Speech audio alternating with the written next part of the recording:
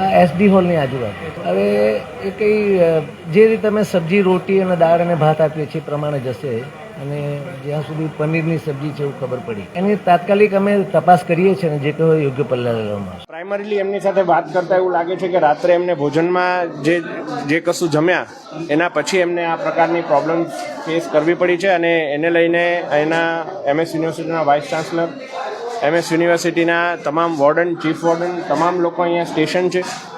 ઘણા પેશન્ટ્સ એવા પણ છે, 7-8 જેટલા પેશન્ટ્સ એવા છે કે જે સારવાર લઈને પરત હોસ્ટેલ પણ જતા રહ્યા છે. એટલે હું માનું છું કે થોડા કલાકોમાં આ સ્થિતિ સામાન્ય થશે અને MS યુનિવર્સિટી પોતે પણ આ વિષય કઈ રીતે બન્યો એ બાબતે પણ ઊંડાણપૂર્વક તપાસ કરશે. લાસ્ટ હોસ્ટેલનું ખાવાનું ખાધું હતું, પનીર. મતલબ મોસ્ટલી વોમિટિંગ થાય છે 3-4 વાર ને લૂઝ મોશન ને એવું બધું થઈ જાય છે. લગભગ 90 જેટલી છોકરીઓ અફેક્ટેડ થઈ છે. પ્રોબેબલ રીઝન હોઈ શકે કે વર્ષા ઋતુની સિઝન છે તો ફૂડ પોઈઝન હોવું બહુ સામાન્ય વાત છે. તો કંઈક ખાવામાં આવ્યું હશે એવું માની શકાય છે. હવે તપાસનો વિષય છે કે શું ખાવાથી થયું છે.